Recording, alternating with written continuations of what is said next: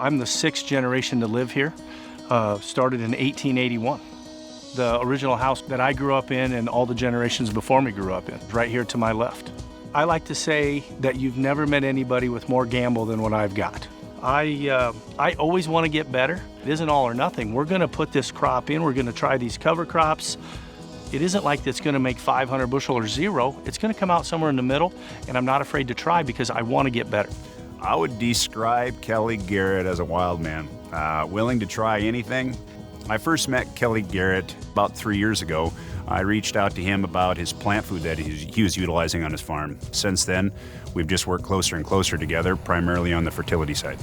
Just like many practices, be it fertility or fungicide or cover crops or any contour conservation practice, we're going to try it on a limited amount of acres, and then we're going to expand on it to see what works. You're going to learn from that, and it's going to evolve, and that's the mindset I take.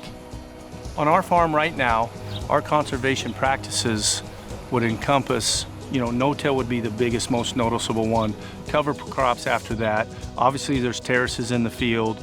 Tile is a conservation practice because when that soil is saturated, it erodes easier and it's lost its water holding capacity. So tile is another conservation practice that we try to use, and we add some every year.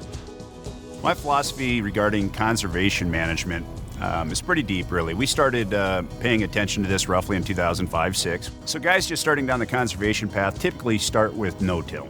That's usually the easiest step to implement, but what a lot of guys see over time if they don't have a diverse rotation is they start to see that ground getting harder and harder. That's where cover crops come into play. You got different microbes that want different food sources. When you bring in that diverse mix, you're bringing in more food. The other thing you're bringing in is a lot more carbon. Implementing cover crops loosen that soil up by adding carbon and adding deeper rooting crops. Carbon is the most important nutrient that we have, the most important element that we have. I farm the way I farm because the basis of all life is carbon. And the more carbon I can put in the soil, the better my crops will be, the better my family's income will be, the better the soil health I have. Well, I think Kelly's understanding of carbon farming or regenerative type farming has always been good. In fact, I think he's ahead of the game in most aspects. It all goes back to the ROI. And now here comes along these carbon markets, and here comes along Truterra. Easy to have the relationship, easy to depend on them. Why wouldn't I be involved in a carbon market and add another revenue stream?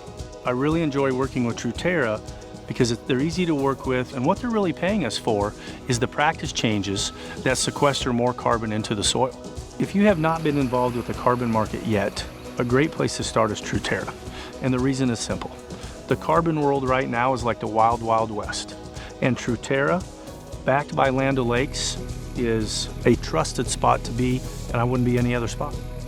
When you think of the American farm right, you think of Land O'Lakes, and they've just been around and a great company to deal with for so long. I'm happy to be an advocate for it. I'm happy to promote it, and I'm proud to do so. Discover what practices are right for your operation with a visit to TruterraAg.com.